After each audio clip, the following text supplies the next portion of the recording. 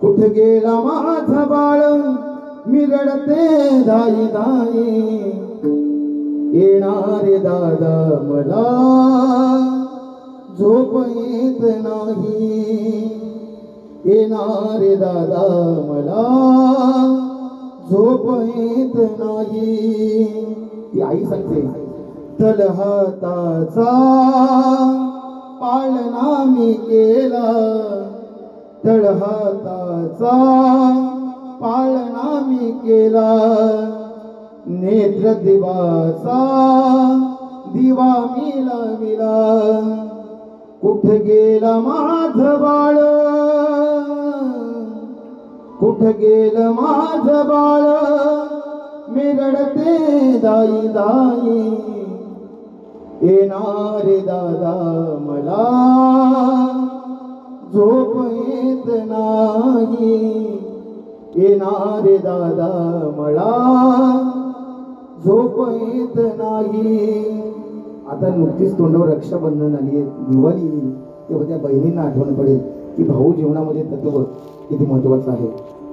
गेले किती सण आली ती दिवाळी गेले किती सण आली ती दिवाळी बहीण तुझी रे कुणाला ओवाली बहीण तुझी मी कुणाला ओवाली कुठे गेला माझा दादा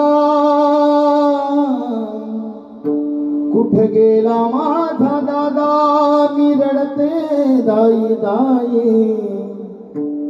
येणारे दादा मला झोप येत नाही येणारे दादा मला झोप येत नाही।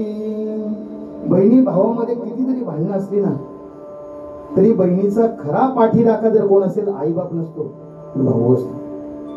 खऱ्या अर्थानं बहिणींच्या जीवनातील जर सासरी जर धाक द्यायला कोण असेल ना आई बाबा नसतात सासरी धाक देण्यासाठी तर तिचा भाऊच असतो।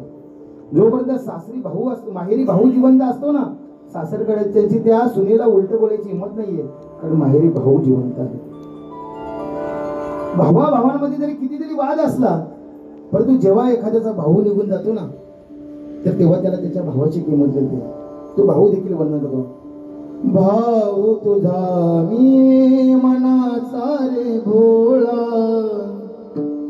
भाऊ तुझा मी मनाचा रे भोला हिरवून निळा माझा देवा एक डोळा हिरवून निळा माझा देवा एक डोला। खऱ्या अर्थानं बापाला दोन मुलं असतील ना तर ते दोन मुलं म्हणजे बापाची दोन डोळे असतात। तो भाऊ देखील वर्णन करतो कुठे गेला माझा दादा कुठे गेला माझा दादा मी रडते दाई दाई येणारे दादा मला झोप येत नाही येणारे दादा मला झोप येत नाही। अशा प्रकारे या ठिकाणी या घरातील एक कर्ता व्यक्ती घरातील